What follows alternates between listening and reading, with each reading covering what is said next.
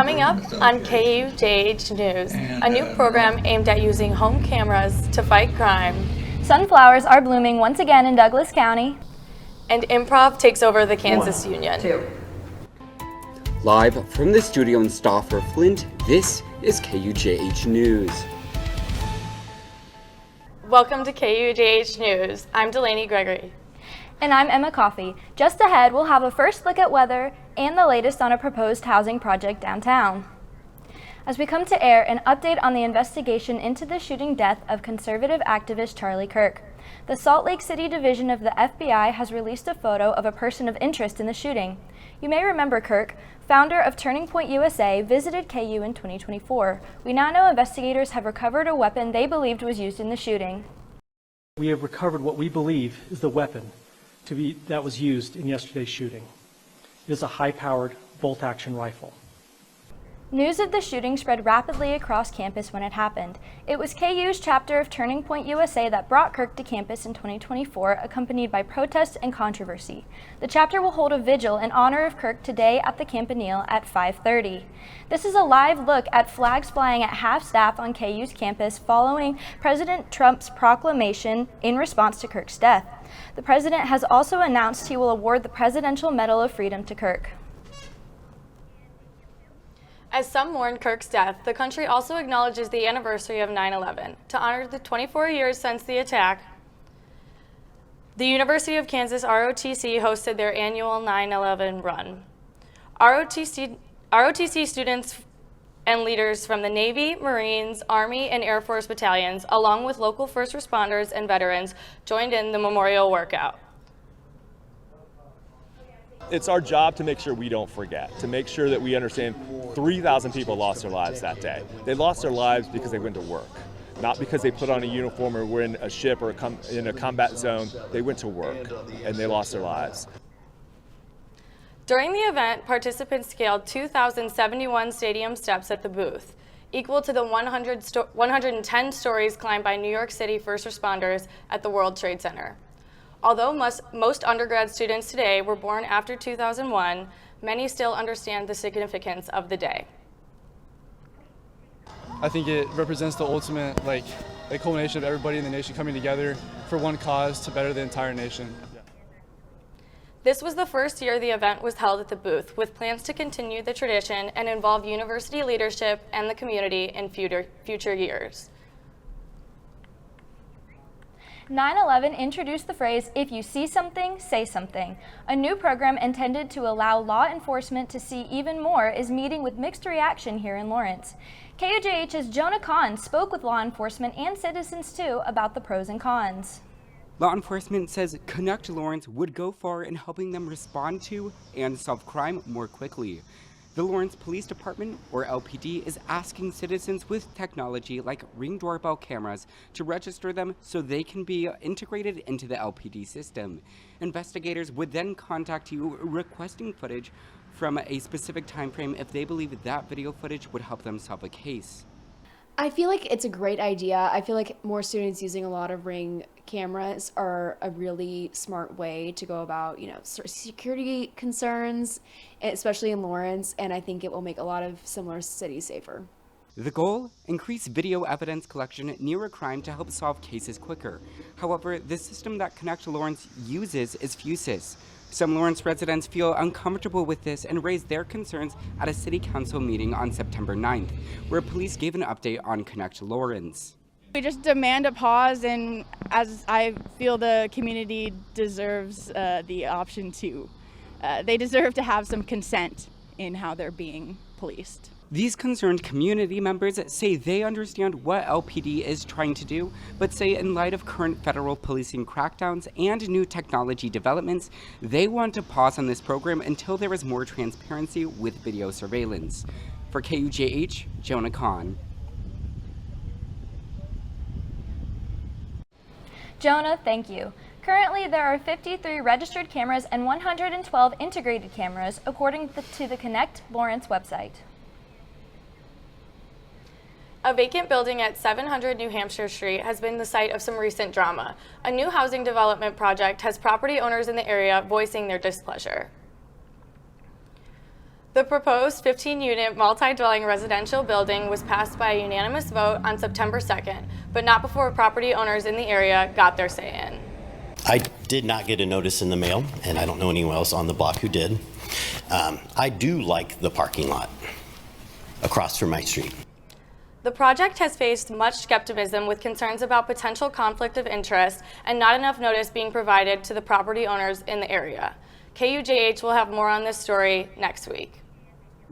KUJH weather forecaster Aiden Baugh is here to give us a first look at the weather for the next week. Aiden, what's the week looking like? Thank you, Emma. It's going to be a hot one out there. We've got clear skies, lots of sunshine over much of northeastern Kansas at this time. We do have a few clouds up in Emporia and Holton, but blue skies, sunshine, that is the story for the day, for the week. The temperatures are going to be on the rise. We've got a very hot weekend ahead of us with temperatures peaking in the lower 90s. Emma, back to you. Thanks, Aiden. We'll have more on the weather later in the show.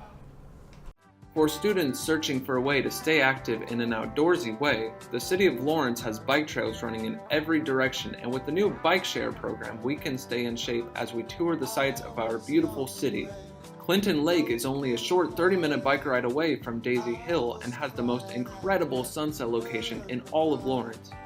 Walking campus may give you the KU calves, but biking can give you the KU thighs. Bike Lawrence today. From adversity, we rose. We made history and became pioneers, voyagers, champions, Jayhawks.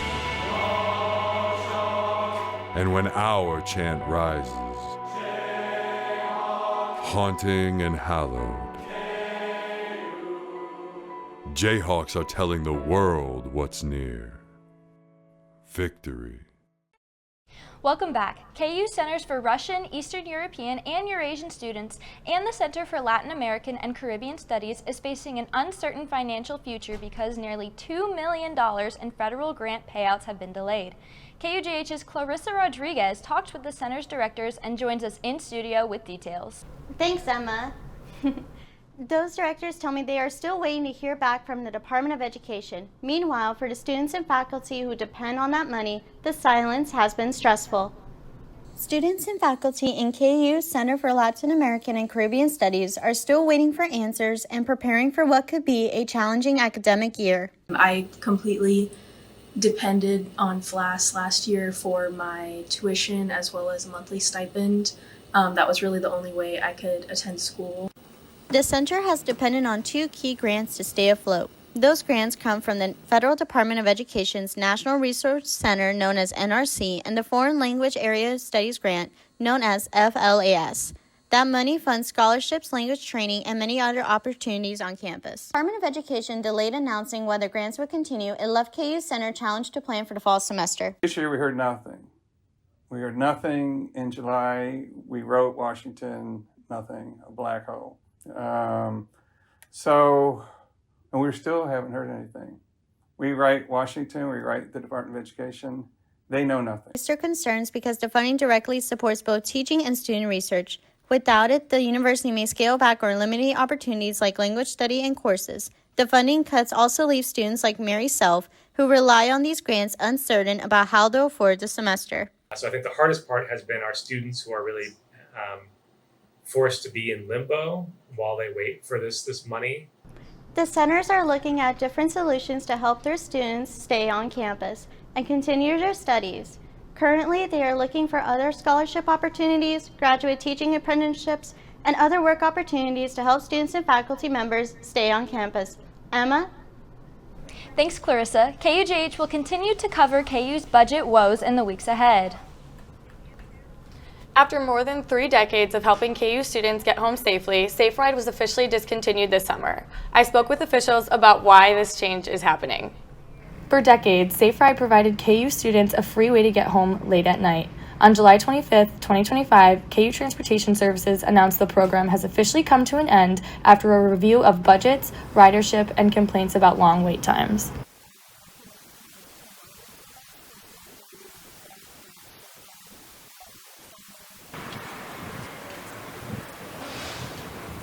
Safe Ride averaged about 1,000 rides each month, and many students say it provided a crucial sense of safety late at night.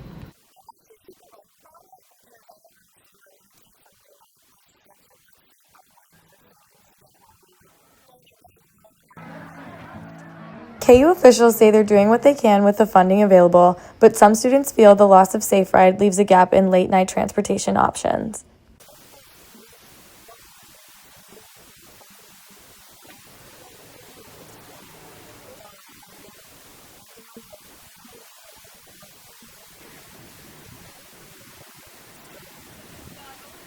With Safe Ride gone, students now have options like the Transit On Demand app and discounted rideshare programs. KU officials say they're continuing to look for ways to improve late-night transportation and campus safety. Some students, however, worry these changes may not fully replace the convenience and accessibility Safe Ride once provided. Students can still use SafeBus and are encouraged to explore other options, such as discounted rideshare programs through KU. The University of Kansas sent an email to staff regarding proper email signature procedure. Signatures are to only include the staff member's name, title, and department, office, or unit.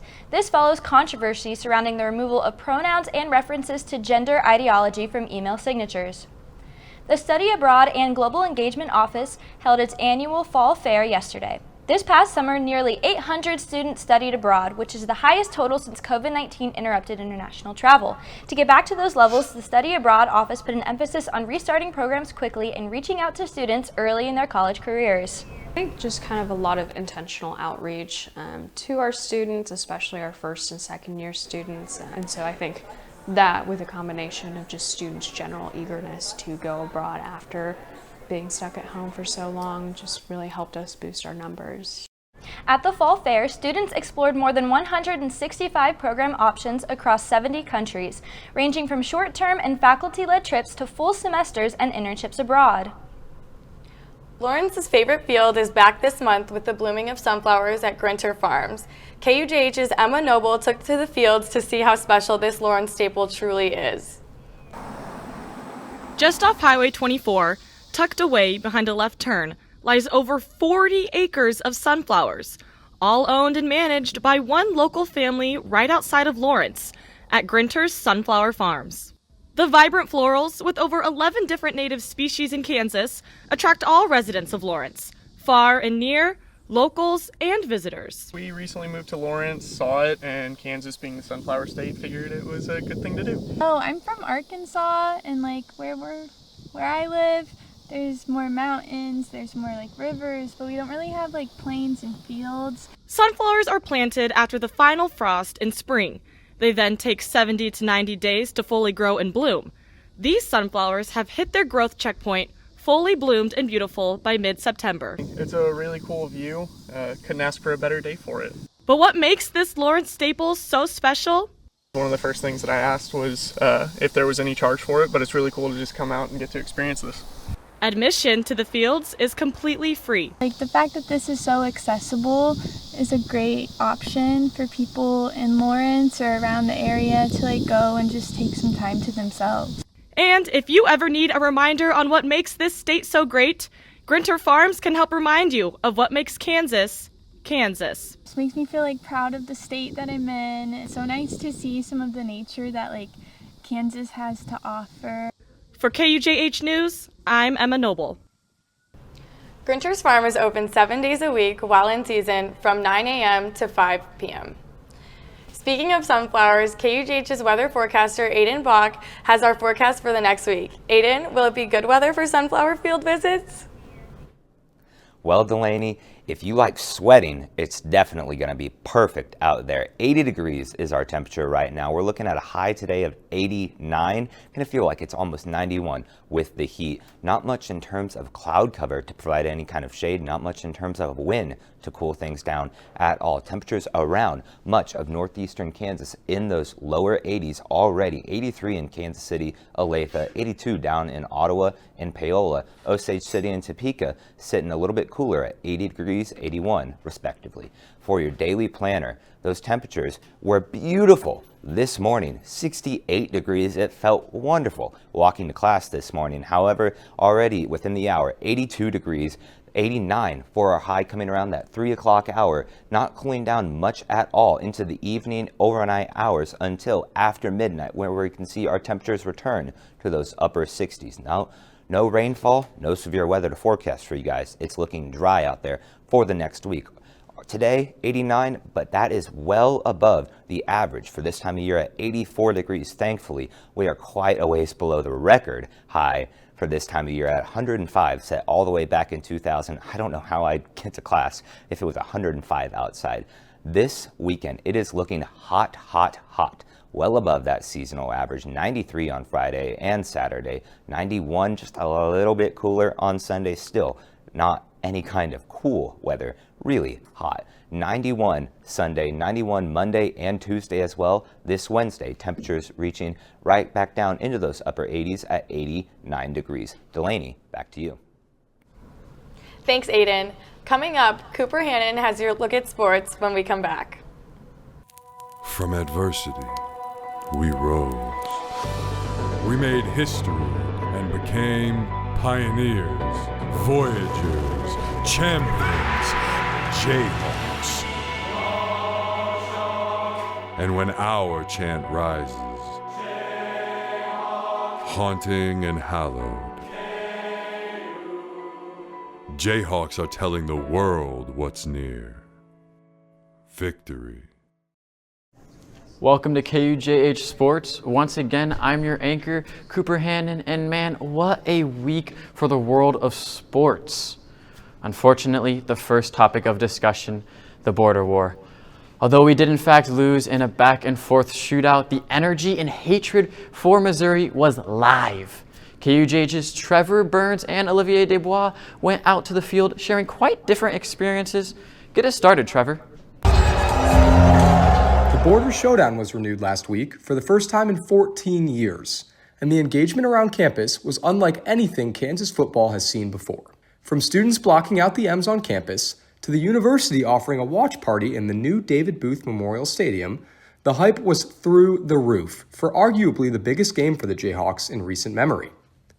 The watch party turned out to let fans not only tour the newly renovated David Booth Memorial Stadium, but also let them on the field to watch the game. Fans loved the opportunity to be able to see the ins and outs of the new stadium while also being able to watch the Jayhawks play. It was awesome.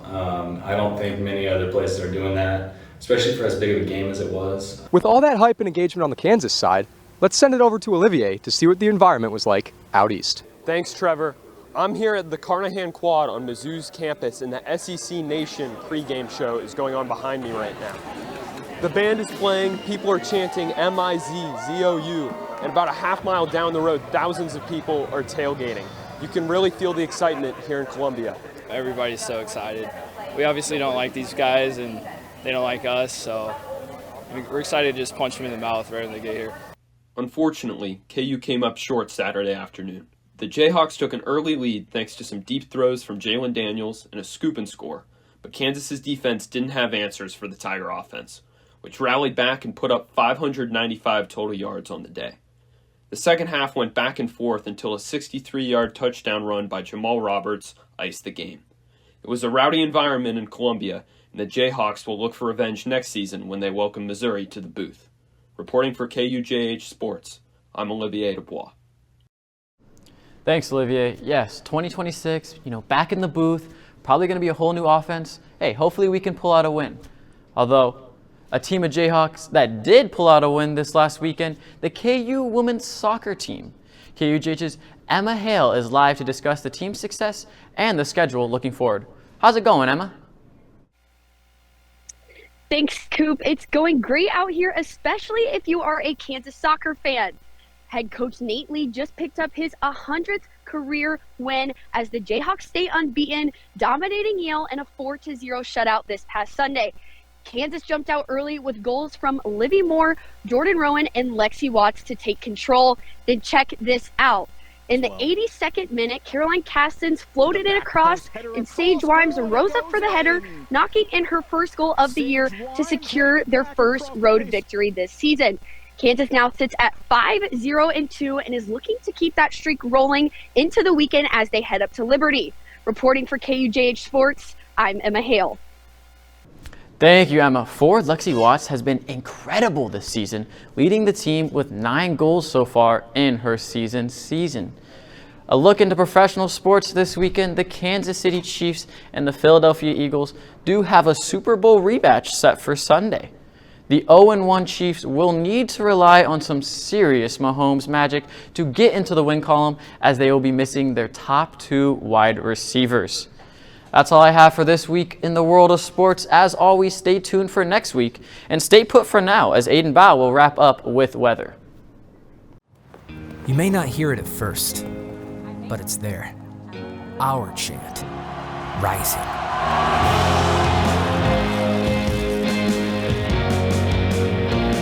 On this summit, callings converge, voices unify into a chorus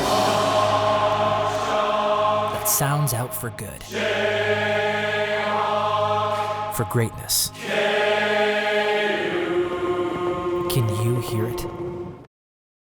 Welcome back. Let's get one last look at weather with KUJH weather forecaster Aiden Baugh. Aiden? Emma, it's going to be a hot one. Temperatures peaking in the lower 90s coming tomorrow, not returning to the 80s until next Wednesday. Make sure you're staying hydrated if you plan on being outside. Emma, back to you. Thanks, Aiden. The Pentagon. It's Thursday night in Lawrence, and while some students are heading to Mass Street, others are filing into a campus classroom. Welcome to KU Improv, a student comedy club that takes the stage every Saturday night. No scripts, hardly any rehearsals, and just a suggestion, and a whole lot of laughing.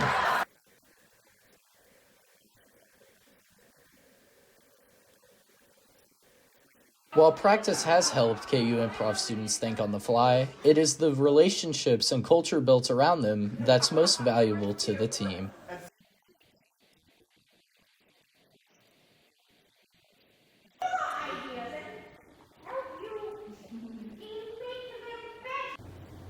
Three, 4, 5, 6, 7.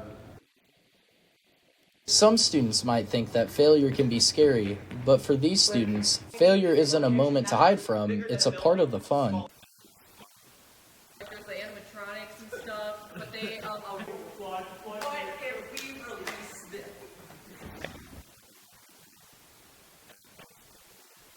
KU Improv hosts shows every Thursday night at 7 in Murphy Hall in room 235. For KUJH, I'm Case Spears.